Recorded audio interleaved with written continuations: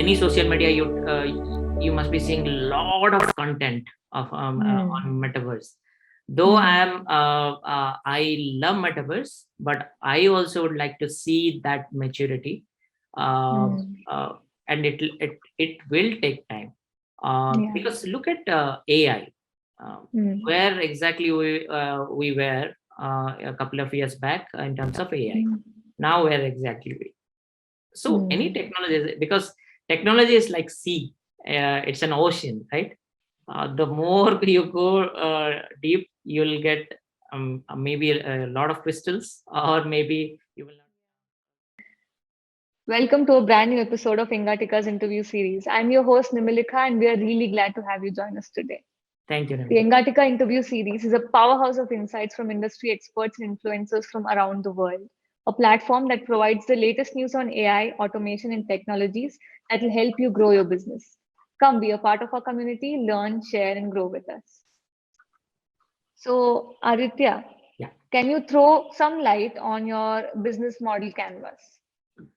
All right. So any business, or especially for startups, if you have any idea, before getting into that idea, the primary thing you need to do is to validate those ideas.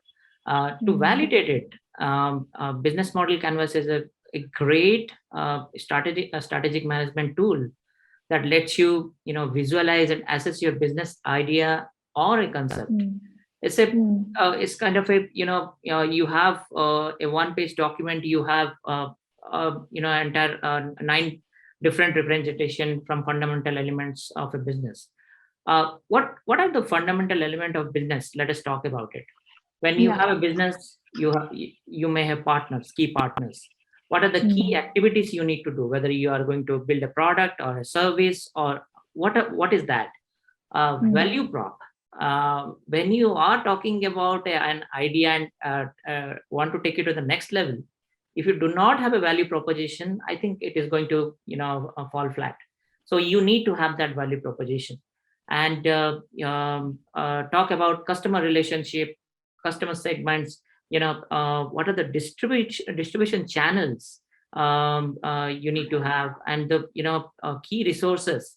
For example, you need human resources, intellectual or financial resources. What kind of resources you need?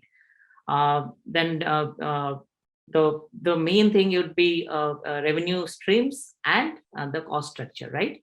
So all this Mm. together, once you start listing it down, then you will find out, hey, I'm missing this thing under the, for example, key resources or cost structure. What kind of cost structure I need to have? What kind of pricing I need to have for that product? Do I have that product ready, or should I, even if I go, for the, validation, should I, look at my product and see that whether those features are there which our Mm. customer needs, or the prospective customer needs. So it's a great tool. Yeah, you must, go through this exercise. Once you have it, trust me, you have the better clarity, which will help your business Mm. to, and help you to take to the next level. That is so insightful. Thank you so much. What are some characteristics of emerging technologies? And can you also touch upon hashtag tech for good? Okay. Yeah. So, uh, see, emerging technologies, when we talk about emerging technologies, a lot of people talk about it. And Mm. our daily lives are being impacted, through different emerging technologies. For example, AI, you have Mm. Alexa, you have whatever, what not, right? Yes. Look at 5 years back, what Mm. we had, and now what we have, right? So Yeah. I would characterize, in few pointers. The emerging technologies needs to have, or must have, a radical novelty, um, Mm. which should have it needs to have a faster growth. What would be the growth curve for Mm. that particular technologies, or technology rather? And the coherence. the kind of impact what it would generate. And also I would consider here the ambiguity. Like look at for example now Web3 space, NFT, right? uh, Yeah. there are, people are so excited, one hand. Second, if you look at what is happening, right? So those kind of uncertainty are also there. I think we should factor in that as well. So these are the five characteristics I would lay it down. Yeah, about emerging technologies. Yeah. And And can you tell us more about the hashtag tech for good? okay, so hashtag tech for good is like I am a brand ambassador for tech for good. And Okay. why it is that, what I believe as an influencer, as an if suppose people look at me, and if a Mm. technology is not solving our main problem, like for example we have hunger. If it doesn't mitigate hunger, um, then people are dying in the world, in different countries.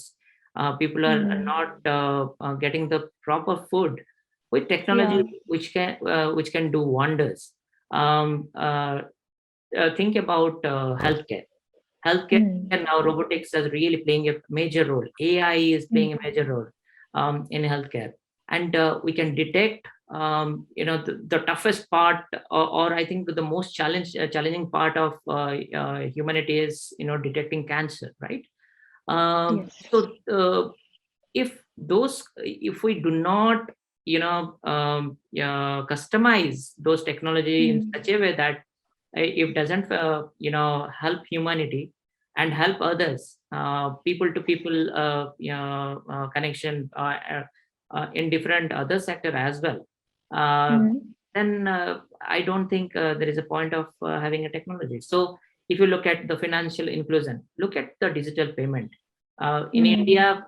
Now if you go to any vendor, they know the what is phone pay, what is Google Yes. Pay. They may not be knowing the nitty-gritty of the tech side of it, but it is helping them, right?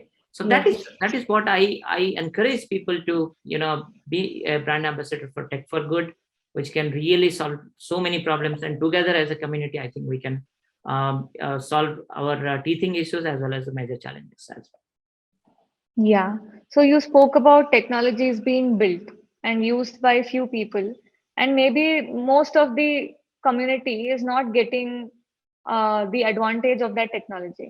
Understood. So, do you think that these few people who are using this should stop, or should they keep on going while they have to, come back and see how to cater to the rest of the community who's not benefiting from this?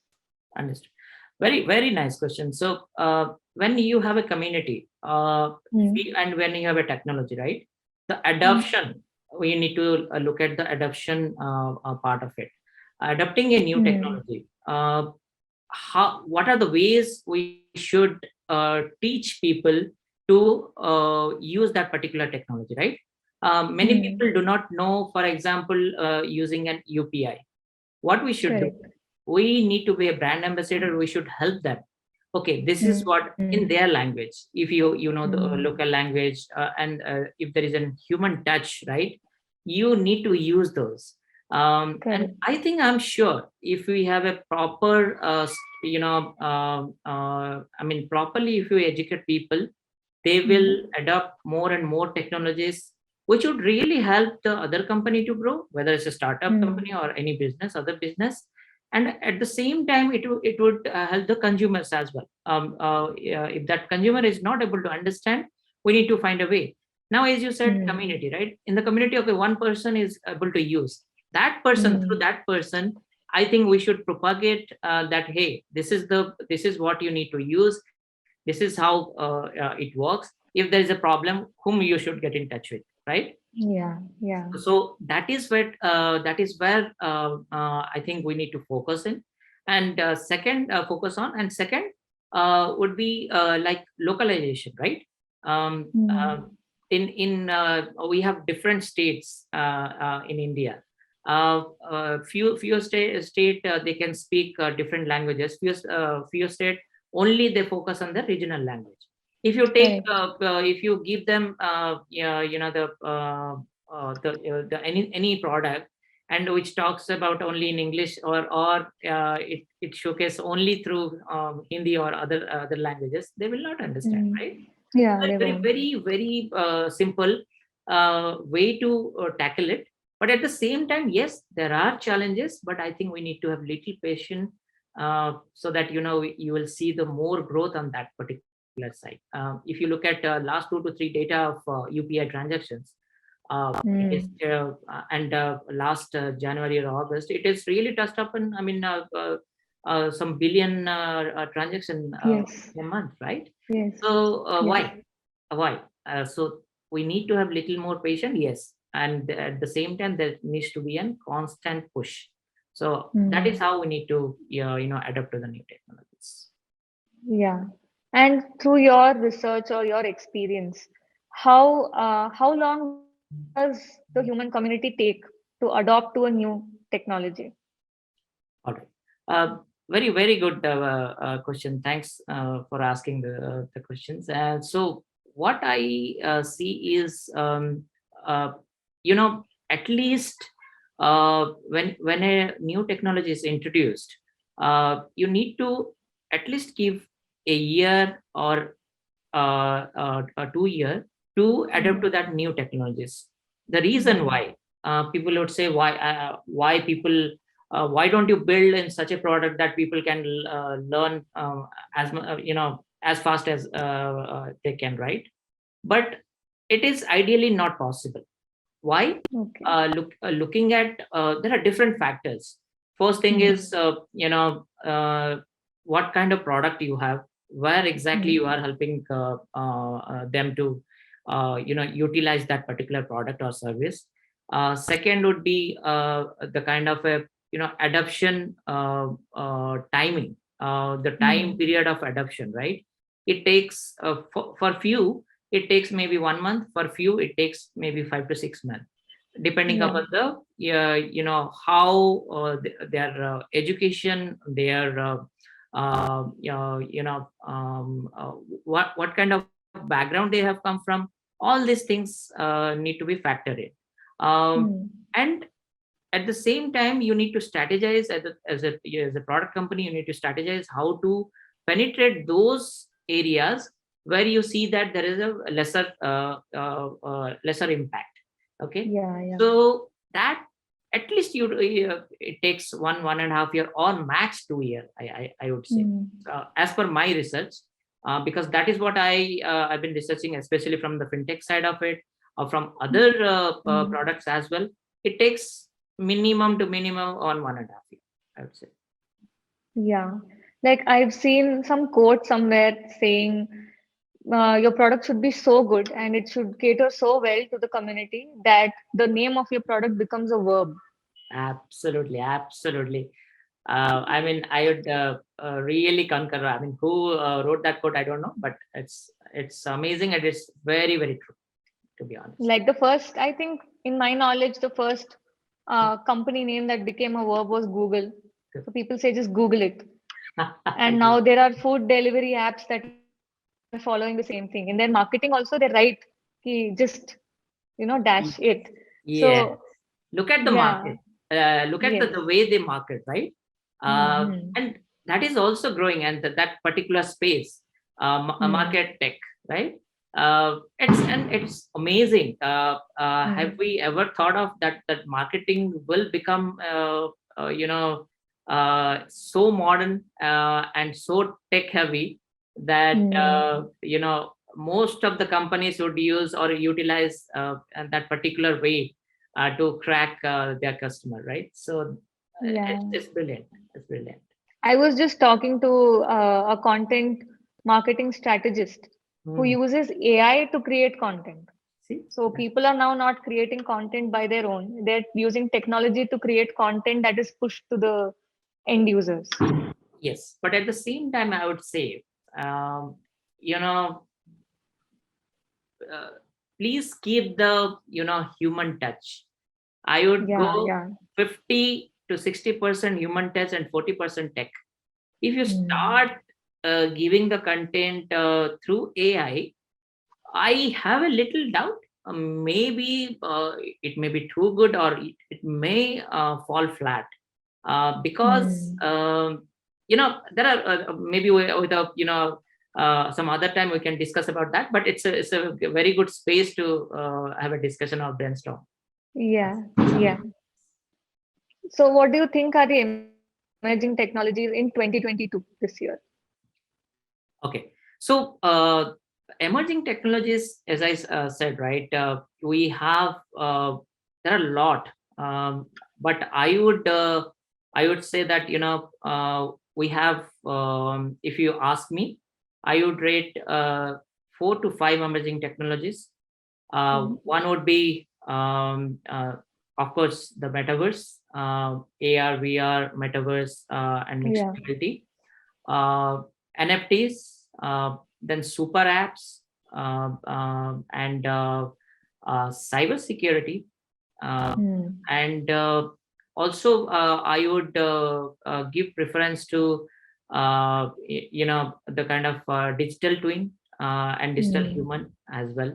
So these are the most and of course cloud I would go little I would rate I will not get much weightage for 2022, because the maturity curve is a little already higher.